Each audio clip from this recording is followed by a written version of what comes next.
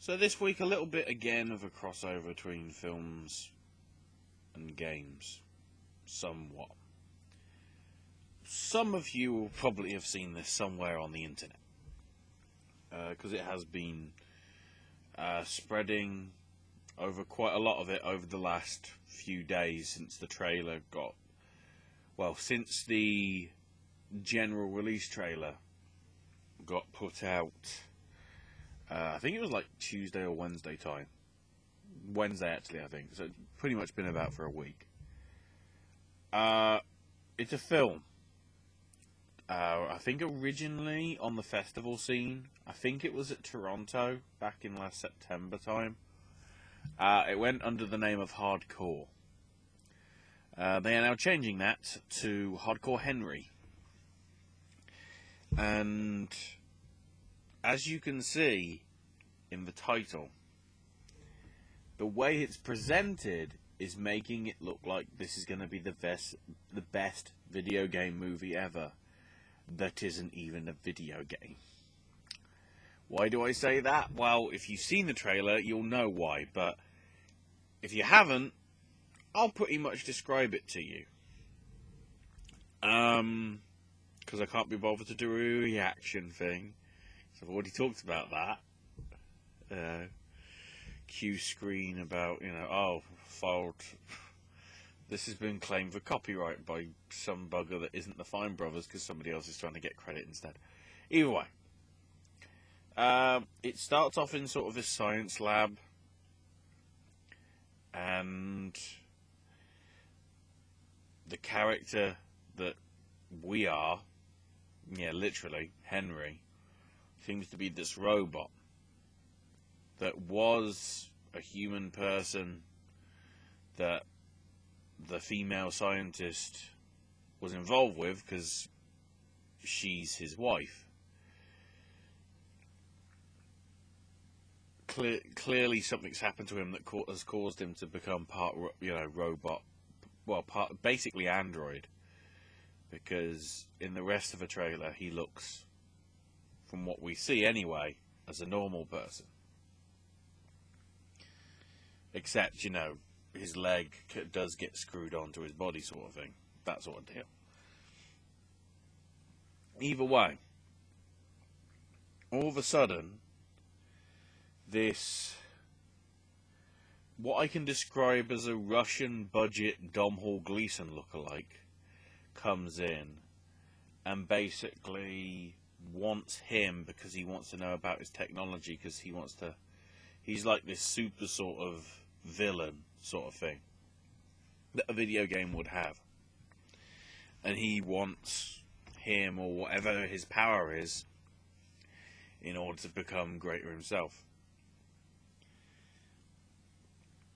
And they manage to escape, but he then gets stuck on his own and bumps into Sharlto Copley, from District 9, the A-Team, Elysium, Chappie, all those sort of things. Except the weird thing is, he's got a better Jason Statham voice than Jason Statham. Which is making me wonder, is he doing this so he can get the action roles that Jason Statham doesn't want anymore? Because after seeing the trailer and his portrayal in it, it seems pretty cool. I've heard reports from people that have already seen this when it was on the festival circuit, is even though in the festival trailer you see him getting killed off, he does appear in the thing multiple times. So basically implying that somehow he's a character that's sort of an NPC that's being revived, willy-nilly just to help you out sort of thing. But in that essence, that's where I haven't really got to the true point. Every single bit of this is told from your point of view. Basically, the picture that you're seeing is the vision that Henry is seeing. So yeah, basically it's the first, from what I can tell fully, first person movie with a crap load of stunts and mainly sort of stunt stuff and everything. You know, explosions, gunfights, fighting, anything and everything. It's all done first person. It's from a pretty much unknown director, but the producer is Timur Berbeketov. I can't how to pronounce it. He's the guy behind the Night Watch, Day Watch, Russian / American / international movies, and also did Wanted, and can't remember what else he's done. But yeah, he basically did those two big projects, and has been producing sort of stuff ever since.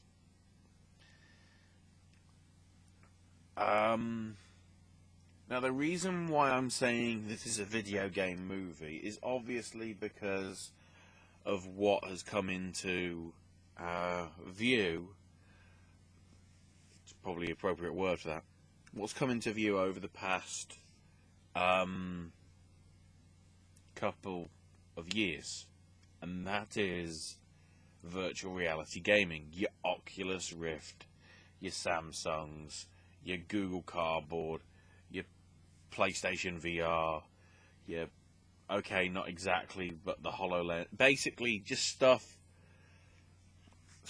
to wear on your head to add immersion, whether it be HoloLens in AR capacity, augmented reality, or your VR virtual reality stuff, which is the majority of the rest.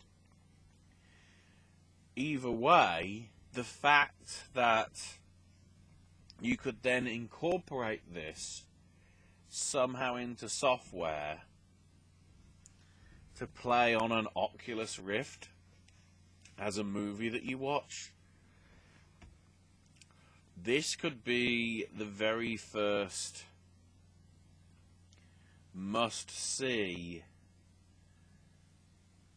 movie in terms of that thing. I'm not talking about 3D or 2D or anything like that.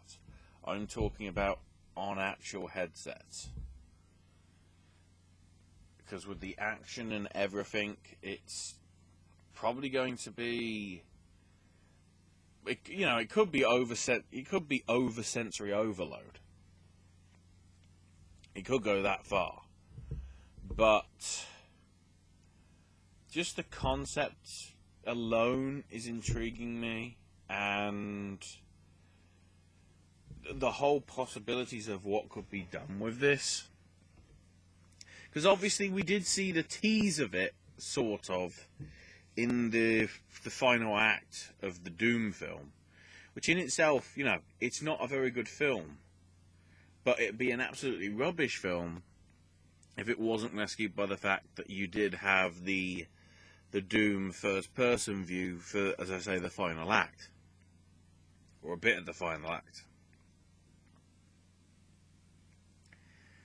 And now that we've taken that sort of like final act a bit, and we're trying to weave around a story that's lasting, 80, 90 minutes or something, according to the reports of running times from the film festivals. It's going to be interesting to see what happens this April. Now, keep in mind,